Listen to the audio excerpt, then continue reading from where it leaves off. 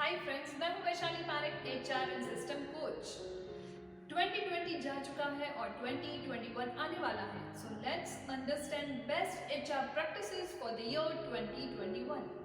अगर आप HR professional हैं और अगर आप बिजनेस ओनर हैं तो आपके लिए 2021 में ऐसी कौन सी बातें हैं जो ध्यान में रखनी चाहिए आपकी ऑर्गेनाइजेशन की ग्रोथ एंड डेवलपमेंट के लिए।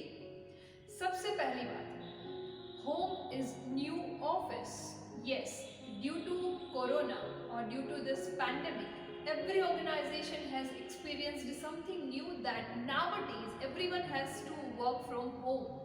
आने वाले साल में आपको ये बात अपने मायने में रखनी होगी कि अब हर वर्कफोर्स के लिए उसका घर एक ऑफिस बन सकता है और इसके लिए हर एचआर प्रोफेशनल को रेडी होना होगा कि अगर आपका वर्कफोर्स घर से काम करता है तो what you need to take care. Second most important, everyone has to ready for the challenges and crisis, not only because of this corona but now we have to accept that हमारे आसपास ऐसे कई crisis बन सकते हैं जो हमें हमारे काम के लिए मेंटली रेडी रहना होगा।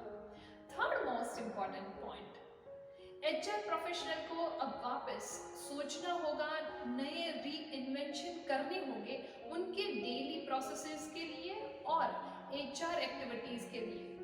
फॉर एग्जांपल, आपको नए तरीके से सोचना होगा कि आपके वर्कफोर्स को, एम्प्लॉय को, टीम को आप ऑन बोर्ड कैसे लेके आएंगे, उनका ज्वाइनिंग प्रोसेस क्या होगा, उनके रिक्रूटमेंट की सारी प्रोसीजर्स चेंज हो चुकी हैं, तो वो सारी बातें आपको याद रखनी होगी और उसको चेंज भी करना होगा। उसके बाद आता है एम्प्लॉइज मेंटल वेलनेस। यस, आज तक हम सब लोग योगा और एरोबिक पे फोकस करते थे। हम सोचते थे कि हमारा वर्किंग कल्चर अगर पॉजिटिव है तो हमारा एम्प्लॉय पॉजिटिव होगा, लेकिन आफ्टर दिस कोरोना और this pandemic we have to accept as a HR professional कि हमारा एम्प्लॉय किसी भी माहौल में अगर काम करता है तो उसका मेंटल वेलनेस जितना अच्छा होगा उतना ही उसका परफॉर्मेंस अच्छा हो सकता है। मतलब कि आप प्रोडक्टिविटी इंक्रीज करना चाहते हैं तो आपको पहले फोकस करना होगा उसके मेंटल वेलबींग पे। उसके बाद बहुत बड़ी और इम्पॉर्टेंट बात है हर एक एचआर प्रोफेशनल के लिए और वो है स्किलिंग इज द की। हम सब ने देखा कि not just in a lockdown, लेकिन अब तो न्यू नॉर्मल है जहाँ पे हमें किसी भी माहौल में काम करने के लिए हमारी स्किल्स को बढ़ाना होगा। We have to be ready to take any kind of challenges with the new learning. जब तक आपका वर्कफोर्स कुछ ना कुछ डेली बेसिस पे कुछ नया लर्न नहीं करेगा तब तक उसके लिए नई चैलेंजेस एक्सेप्ट करना मुश्किल हो जाएगा। उसके बाद है now we have to accept कि हमारी सारी एक्टिविटीज, हमारे सारे डेली बिजनेस प्रोसेसेस जितने भी ऑफलाइन हैं उनको ऑनलाइन लेके जाना पड़ेगा। अब आपकी टीम वर्चुअली काम करती होगी तो आप उनको कैसे एंगेज रखेंगे, उनका ऑनलाइन परफॉर्मेंस इंप्रूव करने के लिए आप उनको क्या फैसिलिटीज देंगे, क्या उनको ट्रेन करेंगे, क्या उनको कैसे आप चैलेंजेस और टास्क अलोकेट करेंगे, ये सारी चीजें आपको as a HR professional define करनी होगी। Fifth most important for the organisation, जहाँ पे आपको आपके सारे प्रोसेसेस और एक्टिविटीज को डिजिटलाइज करना होगा, ऑटोमाइजेशन के मोड पे लेके जाना होगा।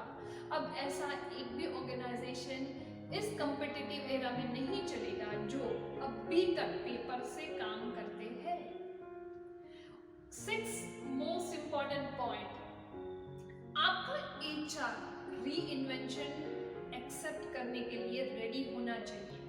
मतलब कि आपका माइंडसेट जितने भी चेंजेस हैं उसको एक्सेप्ट तभी कर पाएगा जब आपका माइंडसेट पॉजिटिव होगा। और माइंडसेट पॉजिटिव करने के लिए सबसे पहली बात और इम्पोर्टेंट बात यह है कि you have to accept the change.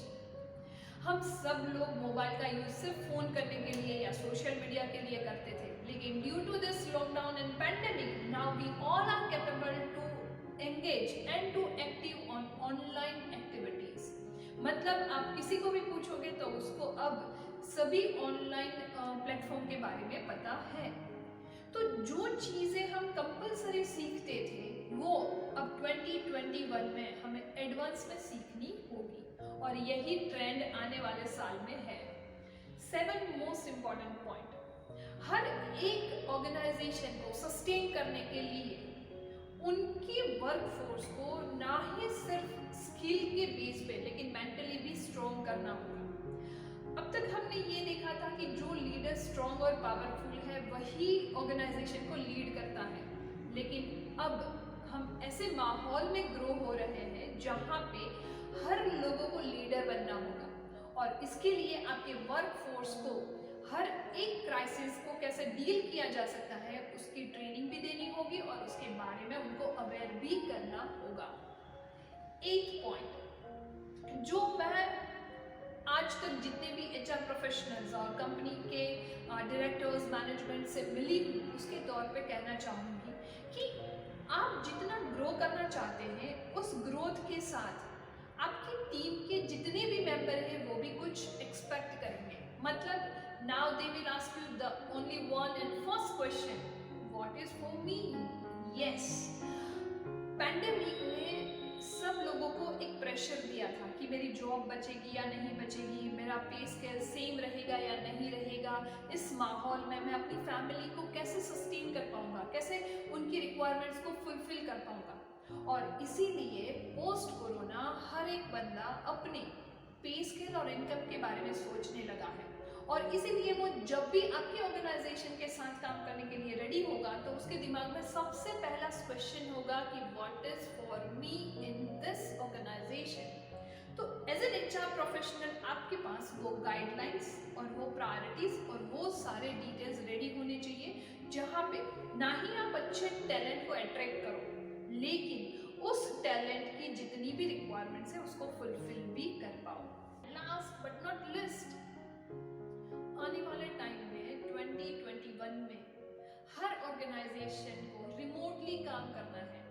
तो उस टाइम पे आप जब भी किसी को हायर करते हैं या उनका रिक्रूटमेंट करते हैं तो you have to focus on the skill of the person.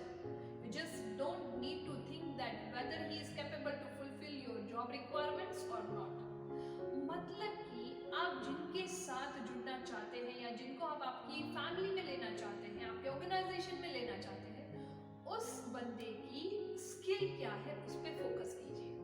वो आपकी जॉब रिक्वायरमेंट्स फुलफिल करता है इसलिए आप उसको रिक्रूट कर रहे हैं, ऐसा मत करिए। लेकिन आपकी जो भी रिक्वायरमेंट है उसको उसकी स्किल से कैसे फुलफिल किया जा सकता है ये आपको सोचना होगा। These are the simple but most effective 10 HR practices which can be useful for the year 2021. I hope you will enjoy this learning and you will share this video with your colleagues and HR friends. Thank you.